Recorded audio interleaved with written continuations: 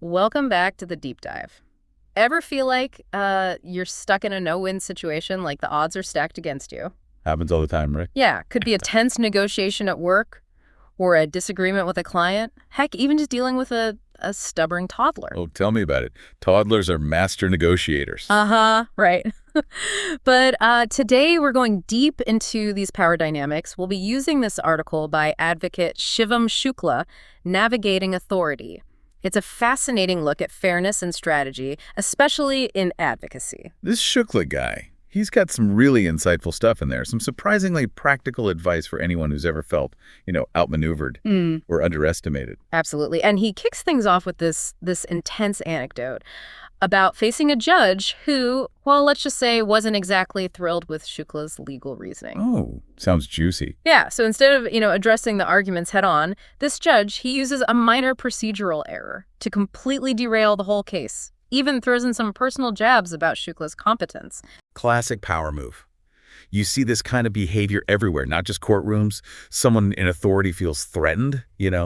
They often resort to these tactics to reassert control, even if it means bending the rules a little or undermining fairness. So it's like they'd rather win the battle, even if it means, like, compromising the whole game. Exactly. And that's where this idea of strategic cowardice comes in.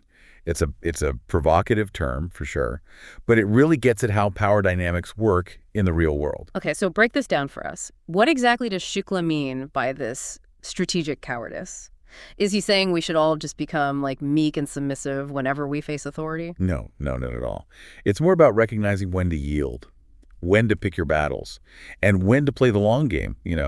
Sometimes the most effective way to reach your goal isn't through direct confrontation. So it's more about being strategic, Yeah. not just being passive. Exactly. A tactical retreat, it can actually be a more powerful move than charging headfirst into a losing battle. I can see how this applies beyond the courtroom, for sure. We've all been in situations where pushing back directly just backfires. Absolutely, like dealing with a difficult boss. Sometimes it's just smarter to pick your battles instead of challenging him on every single point. Right, right. So how do we put this into practice? Shukla gives us 5 really practical tips. The first one is master the rules of the game. Right. Understand the system you're in. Like playing chess. If you don't know the rules, you'll get checkmated real quick. So in a legal setting, that means knowing the procedures inside and out, so you can avoid those procedural traps. But it also applies to other situations, right? Like going into a negotiation, you got to understand the other side's goals, Yeah. their leverage, the potential pitfalls. Exactly. Do your homework, know the terrain, so you can maneuver effectively. Okay, so master the rules of the game. Got it. What's number 2?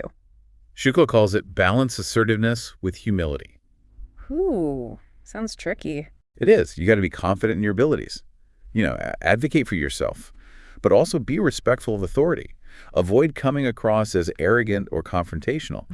Finding that sweet spot, it's not easy. So it's not being a pushover, but being smart about how you assert yourself. Exactly. Shukla actually has this great example in his article.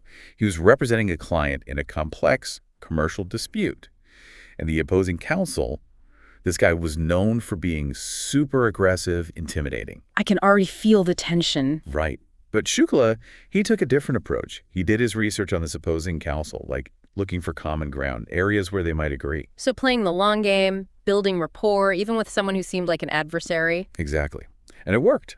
By showing respect, showing he was willing to collaborate, he de-escalated the situation and got a favorable settlement for his client. Balance assertiveness with humility. Got it.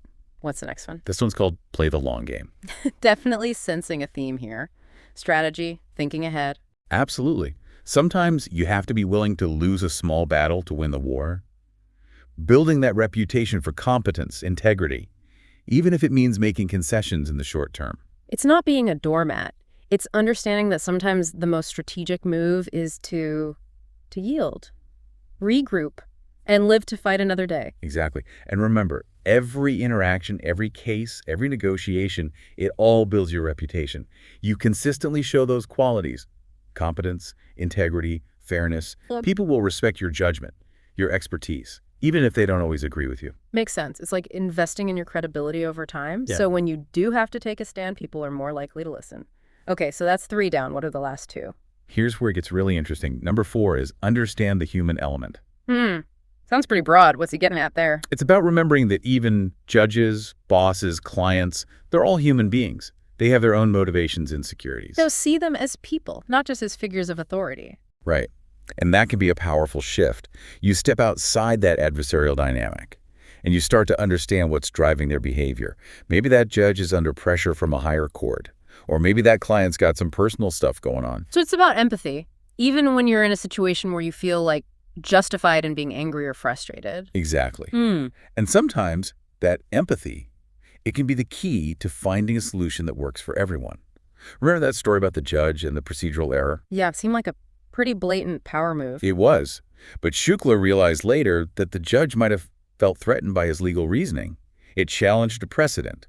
So by understanding the judge's perspective, he could reframe his argument, address the judge's concerns, without compromising his client. A win-win, even in what seemed like a no-win. Okay, on to the fifth takeaway. What is it? It's resilience in the face of adversity. That's a good life motto, period. It is. But in the context of power dynamics, it means you're going to face setbacks. Yeah. Unfairness. People will try to undermine you. The key is to learn from it and keep moving forward. Don't let those setbacks define you. Right. Develop that inner strength, that ability to bounce back, stronger, wiser. And sometimes the most courageous thing you can do is just keep fighting for what you believe in, even when the odds are against you. Wow, this has been really insightful. We've covered a lot in this first part of our deep dive. We've explored Shukla's concept of strategic cowardice and his 5 key takeaways for navigating these power dynamics. And we've started to see how these ideas apply beyond the courtroom to any situation where there might be those power imbalances. And in the next part of our deep dive, we'll explore those bigger questions. Fairness, systemic change, and the ethics of this whole strategic cowardice thing. Definitely stay tuned. It's about to get even more interesting. You know, it's funny, this strategic cowardice kind of makes you rethink what it means to be courageous. You know, it's not always about those grand gestures or fighting every battle head on. Right. Like sometimes the bravest thing you can do is step back, assess, figure out what's going to lead to the best outcome, even if it means, making some sacrifices along the way. Absolutely. And you know what else Shukla talks about? These procedures, right? The systems that are supposed to be fair. He says they can actually be manipulated to get the opposite result. So like the rules of the game, they become the weapon. How do we even guard against that? Well, think about it. If the system itself is biased, then just playing by the rules, it might actually make things worse. Kind of sobering. Right. But it shows how important it is to be vigilant and to challenge the status quo when you have to. So how do we stop the system from being rigged against, people who don't have the power to fight back? It feels kind of like David and Goliath sometimes. It can, yeah. But remember what we were saying about understanding the rules of the game. Part of that is knowing the power dynamics and finding ways to make things more fair, like pushing for transparency, accountability, making sure everyone has access to justice. Shukla specifically mentions things like judicial accountability and incorporating fairness into legal education. What would that even look like? Well, for judicial accountability, there are things like review boards and appeals. But beyond that, there's also public awareness, media coverage, advocacy groups, even just regular people speaking out against injustice. That can all help hold people in power accountable. So it's not enough to just rely on the system to fix itself. Citizens have to, actively engage, demand fairness. Exactly. And with legal education, it can't just be about teaching the letter of the law, right? Yeah. Aspiring lawyers and judges, they need to understand ethics, empathy, pursuing actual justice, not just winning. So Shukla's calling for a shift in the whole legal culture. Fairness isn't just an idea. It's got to be at the core of everything. Right. And he says advocates, they've got this double responsibility to fight for their clients within the law, yeah, but also to push for changes that make the system truly just, like challenging unfair practices, raising awareness about bias, advocating for real reform. Like that saying, be the change you want to see, but for lawyers. Exactly. And real change, it usually happens slowly, right? A bunch of individual actions plus a collective effort. It's like planting seeds, nurturing them, watching them grow over time. It all comes back to that long game idea, huh? Sometimes giving a little now can set you up for a bigger win later. Absolutely. And that's where strategic cowardice can be really powerful. It's not about giving up your principles. It's about understanding the long game, using your knowledge of how power works to push for something bigger than just one case. Like that example you gave before about Shukla and the aggressive lawyer. He didn't fight fire with fire, he de-escalated and ended up with a better outcome for his client. Exactly. That's a perfect example of how strategic cowardice, it can actually be a form of strength. It takes guts to resist that urge to fight back, and choose a more strategic and ultimately more effective approach. So it's not being passive, it's being like deliberate, Yeah. thinking about your actions with that big picture goal in mind. Right. It's realizing that sometimes the best way to win isn't with brute force, it's with skill, strategy, and really understanding human nature. This is making me think about all sorts of situations, not just in court, but at work, in relationships, even in our communities. It's about recognizing those power dynamics and learning how to work with them. And power itself is not good or bad. No. It's a tool. Like any tool, it can be used in different ways. The important thing is to understand how it works so we can use our own power well and hold others accountable. This has been, wow, really thought-provoking. Shukla's story and the things he talks about, it really highlights how important strategic thinking is, not just for lawyers, but for everyone. And navigating power dynamics, it's not just about winning or losing. It's about using what we know to make a more just world for everybody. I like that. Using what we know to create a better world. And sometimes that means, embracing the strategic cowardice, not to cheat the system, but to survive within it and make real change. It's a pretty radical idea, and one we're going to dig into even more as we wrap things up. What's really fascinating is how this whole strategic cowardice thing, it seems kind of backwards at first. We're always told to stand up for ourselves, fight for what we believe in, never back down. But Shukla is saying, well, it's not always that simple. It's not always about like this blind courage or always confronting everything head on. Right. Sometimes the best way to get what you want is to take a step back, make a concession even, or do something that seems, I don't know, less obvious. Like in martial arts, sometimes the best move is to yield. Use your opponent's force against them. It's not weakness, it's being smart. Adapt. Exactly. That's what makes this idea of strategic cowardice so interesting, I think. It makes you think differently about those power struggles. Consider all your options. Choose your battles wisely.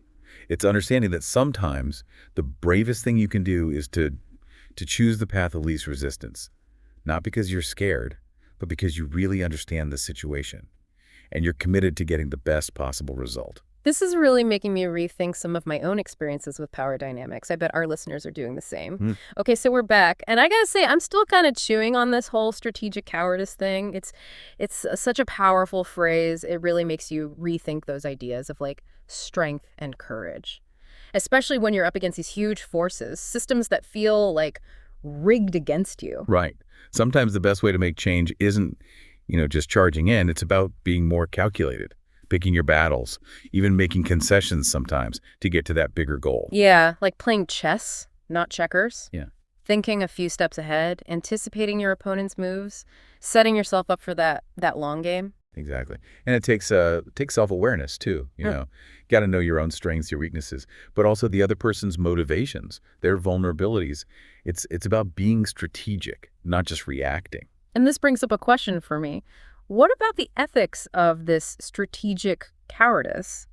Could it be used to like manipulate people or take advantage of them? That's a good point. Like any tool, it can be used in the wrong way. But the key is the intention, right? If you're using this approach to do something good, to make things fairer, to get a just outcome, then it can be a really powerful force. But if you're just using it for your own gain at someone else's expense, that's a different story. Definitely. It's all about the motivation. Are you trying to empower yourself and others, or just trying to get ahead? So even when you're playing the long game, you got to be playing by some kind of code.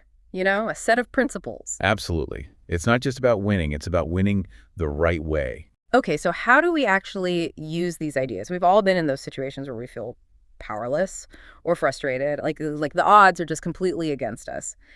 How do we use the strategic cowardice idea to get through those times? Well, I think the first step is to notice those moments when you're about to react, on impulse, out of emotion. Just take a breath.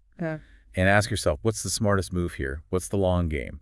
And what do I need to do to get there? And sometimes winning doesn't mean what we think it means. Sometimes it's about making progress, building a relationship, or even just getting through a tough situation without, compromising who you are. Exactly. You get to define what success means for you and then make a plan. And hey, it's okay to make mistakes. We're all learning. It's about being a adaptable, resilient, and willing to change your approach when you need to. Sometimes the bravest thing is to take that path of least resistance, not because you're afraid, but because you really understand the situation, and you're committed to getting the best possible outcome for everyone. Yeah, and those power dynamics, they're always there.